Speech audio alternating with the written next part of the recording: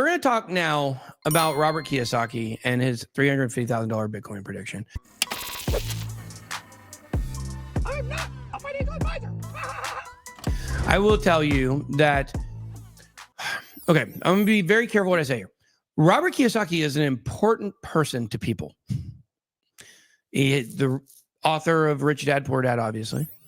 I've never read the book. Maybe I will. And the thing is that people love this guy. People who listen to him have read his books. They think he knows everything.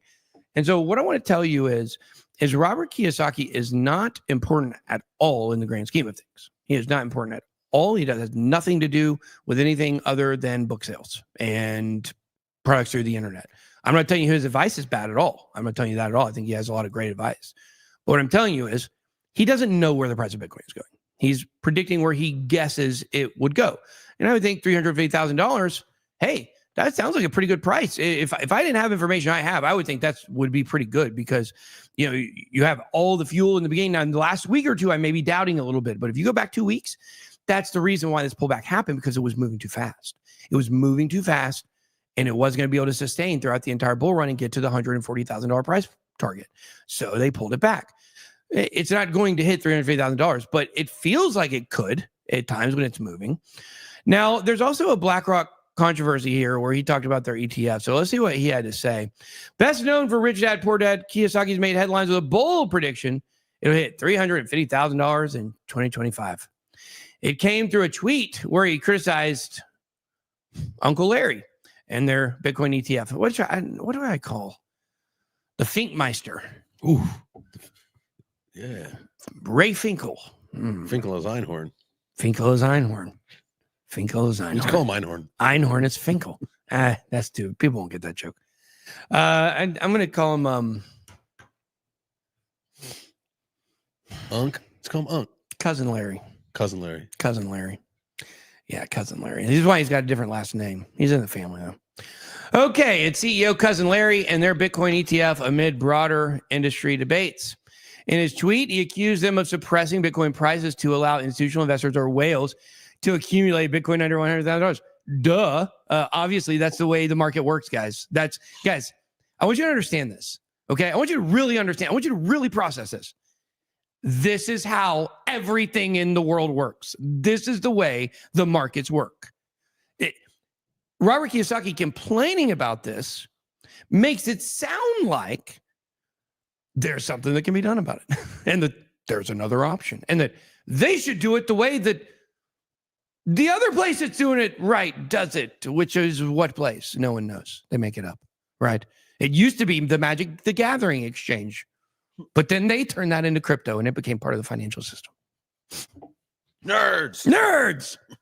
If you get that joke, you an OG. Okay.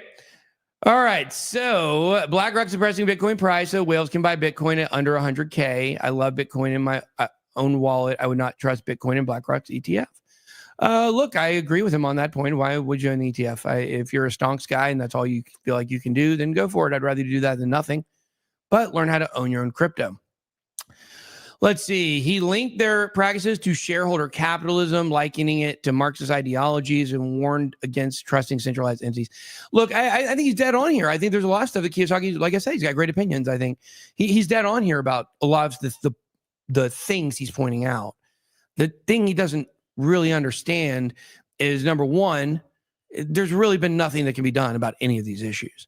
And number two, there is something right now that is actively being done about these issues. And that's why you're seeing 180-degree turns all around. Jeff Bezos, he's all in on Trump now. Zuckerberg, all in on Trump now. Weird. You think it's because they won?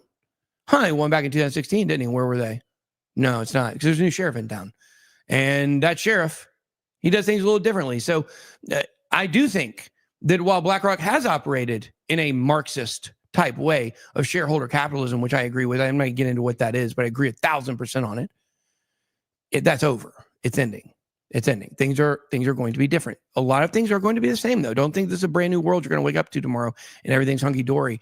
It's a lot of the problems, a lot of the things that have been kinks, and a lot of the kind of hoses, the kinks and the hoses. Ooh, right? That sounds like a good band. Kinks and the Hoses. It does. It does sound like a good band. The kinks in the hoses, you got to get some of those out, and you're going to see things are going to flow much better. But guys, environmental stuff is not going anywhere. The focus on energy is not going anywhere. Focus on climate change is not going anywhere. CBDCs not going anywhere. They're coming. Like, these are all things that are going to be the same. BRICS is coming. U.S. losing our power to some extent is definitely coming. All this stuff's coming. We're feeling it next year. Get ready for it. It doesn't mean apocalypse. It still means here's how much we're going to feel it in quarter 2 of next year. I want you to hear me on this. Here's how much we're going to feel the effects of what's going on in the world in BRICS in quarter 2 next year. We're going to feel it so hard that the bull run in crypto is still going to continue. So I don't know what that means, but all I know is it's going to continue mostly throughout the year 2025. The point is, what I was saying is, some things are going to be the same and some things are going to be different. That's what I was going to be getting at. Okay.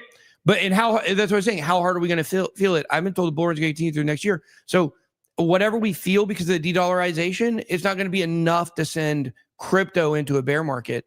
And I don't think it's going to do that to the stock market either, because they all work hand in hand. So look, here's what he's saying here. Okay.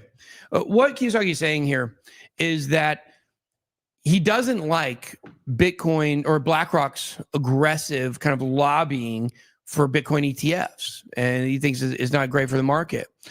He also believes that there's potential market manipulation through large scale asset control. Duh, absolutely. 100% there is. Nothing you can do about it. It's the way markets work. Laissez-faire. Broader implications. Could institutional dominance undercut crypto's decentralized ethos? It already has, guys. If you want to be decentralized, if you want to live the vision of what it means to be decentralized, and it actually will benefit you immensely, then make sure to sign up for the BitBoy Bootcamp waitlist, because that is something I'm going to be teaching you guys how to do 100%. Guys, decentralization in crypto is gone. There are some things that still need to be decentralized, like oracles, Pith, shout out. But decentralization in crypto is really gone. It's trackable, it's traceable for the most part. If you're using stuff that's not, they can see you're on and off ramps. Like, they're going to figure it out. You can't hide. Blockchain's forever, right? And I'm not saying that that's what we were after, is privacy. It's not what I was after necessarily. But what I will tell you is the idea of decentralization, it has moved from crypto. It's away from crypto now. It's moving. It's AI. AI is where the decentralization can take place, and it's individual decentralization. I'm going to show you guys what that means and how to do that. It's the exact opposite of shareholder capitalism. So guys, we know BlackRock has huge influence on the market. Everybody knows that. But I want to know from you guys in the comments, do you think it's worth the strings that are attached to it? In my opinion, it's ruined a lot of things about crypto, which is okay. Because the idea of decentralization in crypto is an idea. It's not a technology. Always remember that.